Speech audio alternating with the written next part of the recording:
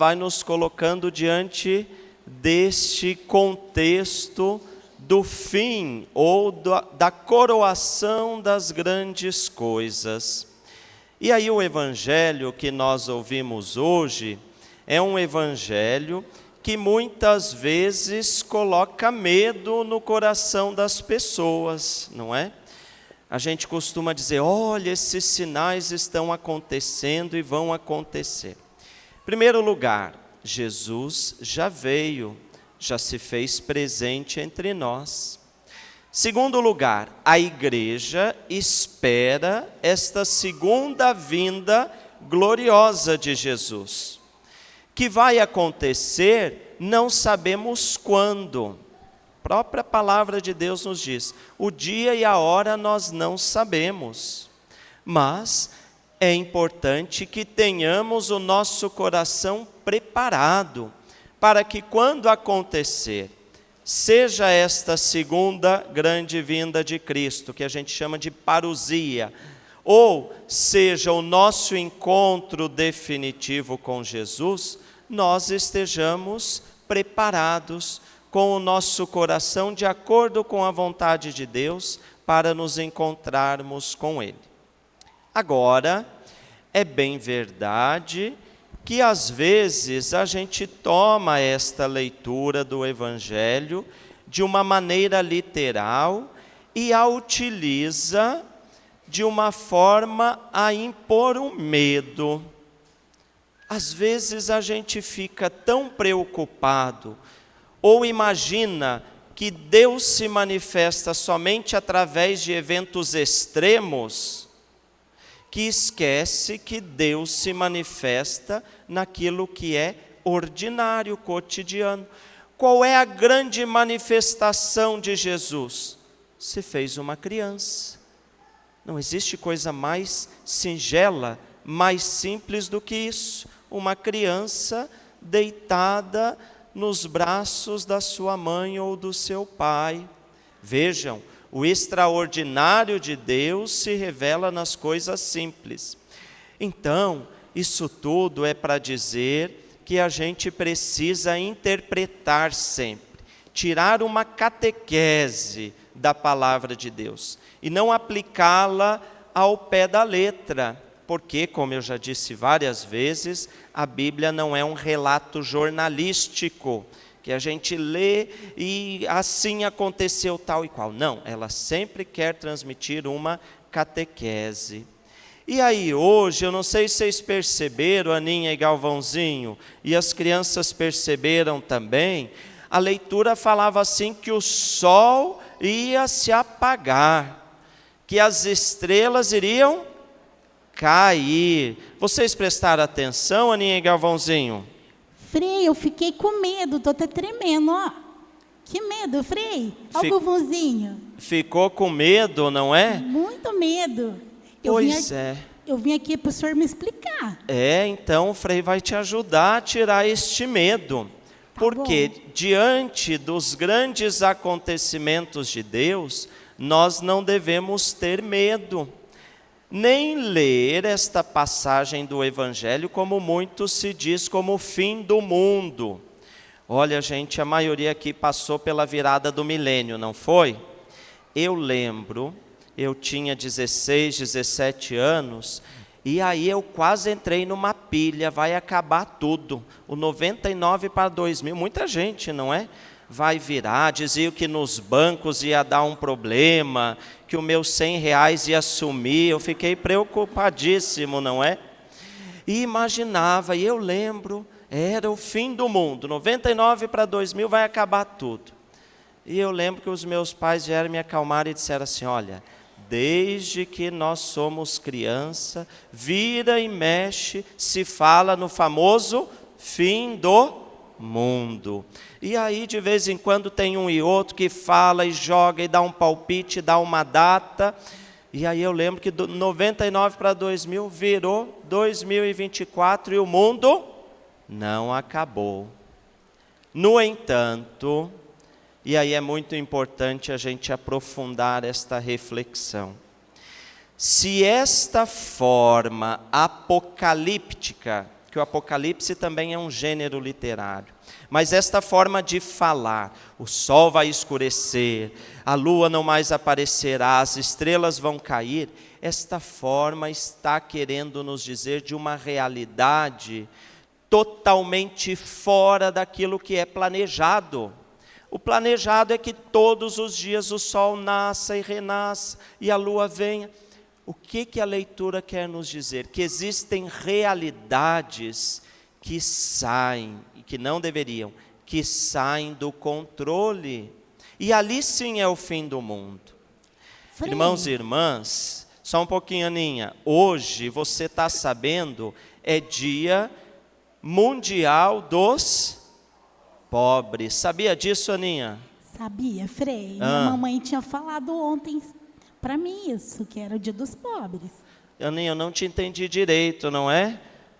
Tira os chicletes da boca, Aninha, ela está mascando chiclete, bom, Frei, gente. desculpa. É. Ontem, Frei, eu estava conversando com meu papai, com a minha mamãe, e eles estavam conversando sobre várias coisas, e que também é o dia dos pobres hoje, que a gente comemora na igreja. Exatamente. Então vejam só a importância de a gente entender esta palavra nos dias de hoje.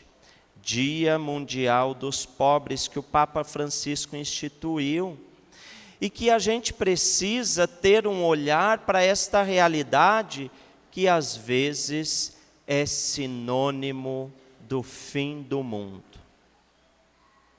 Às vezes, irmãos e irmãs, a gente fica imaginando o fim do mundo com o sol não aparecendo e se esquece que o fim do mundo pode estar ao nosso lado para alguém que não tem comida no prato. Dia Mundial dos Pobres. Esta semana nós, lá no nosso projeto social, recebemos uma mulher e ela chegou lá e perguntamos para ela: tudo bem com a senhora? Sabem o que ela respondeu? Tirando a fome, está tudo bem. Guaratinguetá 2024. Tirando a fome, está tudo bem. Gente, isso é também o fim do mundo. Dia Mundial dos Pobres, junto com esta liturgia, nos faz pensar nas realidades de miséria, de exclusão, nas realidades de sofrimento. Dia Mundial dos Pobres, dentro desta liturgia, nos faz pensar nas crianças que não têm garantia de vida, nas crianças que não têm o básico para crescerem, serem educadas com dignidade. Isto é fim do mundo também. E às vezes a gente acha que o sol tem que parar de brilhar para ser o fim do mundo. Não, a gente não pode admitir que esta realidade aconteça em nosso meio. Então, queridos irmãos e irmãs, o Galvãozinho está aqui, a Aninha está aqui, as crianças estão aqui.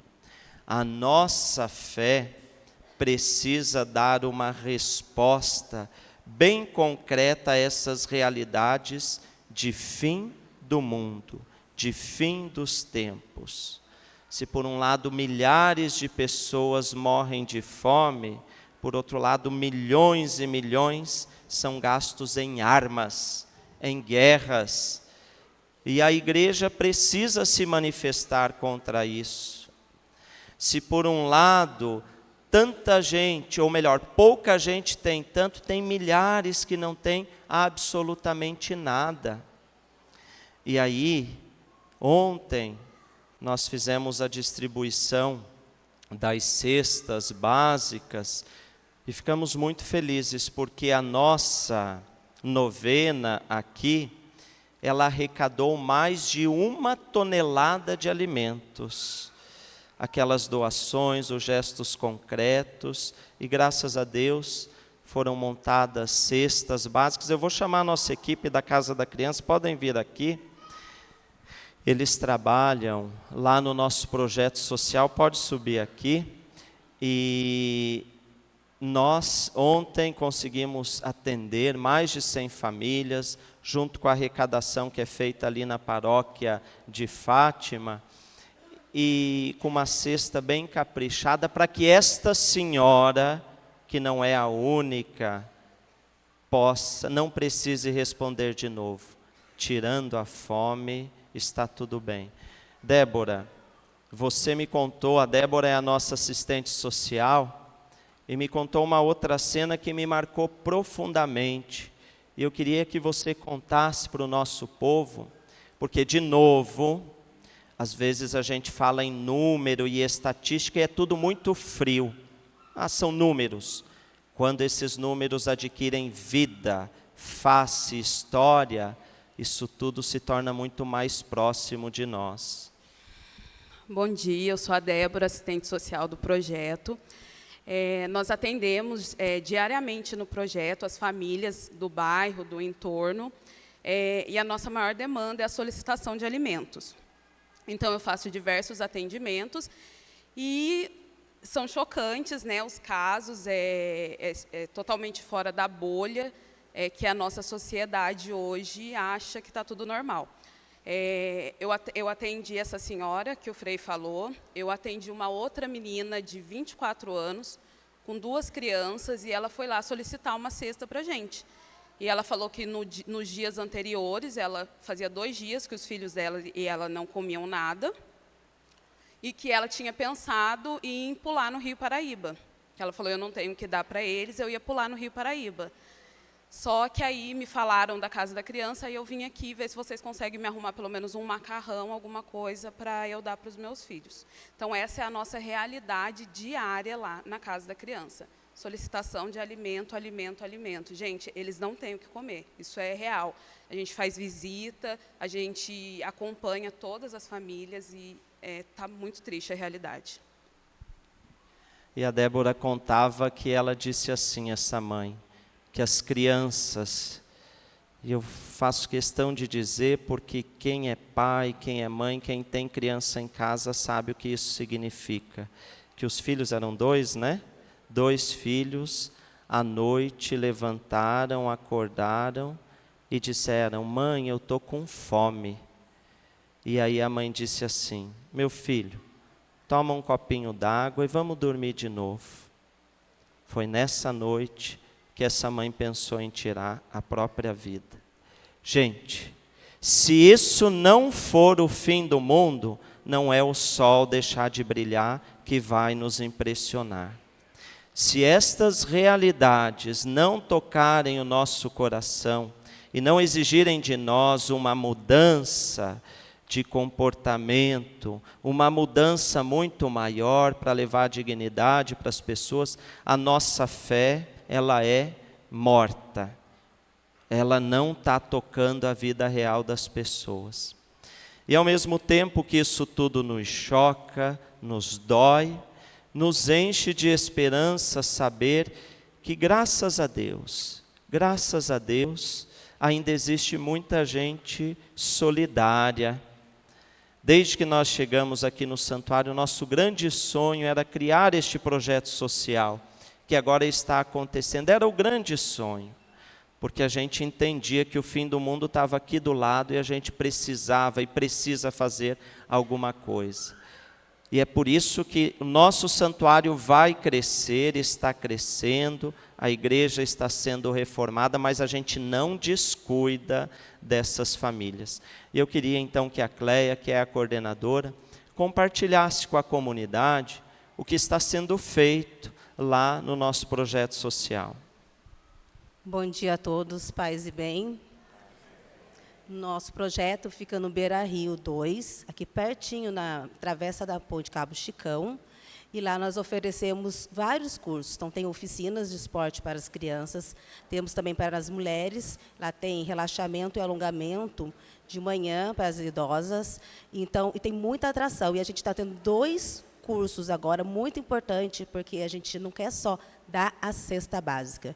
A gente quer que a pessoa tenha também uma possibilidade de cidadania, que ela possa trabalhar, que ela possa se sentir digna de novo perante a sociedade. Então, nós damos cursos lá, e tem de manicure e design de sobrancelha, que ontem a gente até recebeu um depoimento, né, bacana, de uma senhora que a sobrinha dela faz e já está trabalhando, que tem até gente, né, disputando para marcar horário. E também nós temos cursos de pizzas e assados. Esse está uma delícia, esse curso. Fizeram até panetone lá, muito bom. Porque a gente quer fazer o quê? A gente quer ensinar essas pessoas que elas podem voltar novamente, procurar um emprego ou trabalhar por conta própria. Elas podem também ter a dignidade, porque muitas vezes eu escuto, sabe o que é? Eu me sinto indigna de não ter um dinheiro para comprar um gás, para comprar um arroz. Então, a pessoa ela não passa só fome. A fome destrói também a alma da pessoa, o sentido da pessoa como ser humano. E eu peço para vocês, se quiserem visitar, vão lá nos visitar.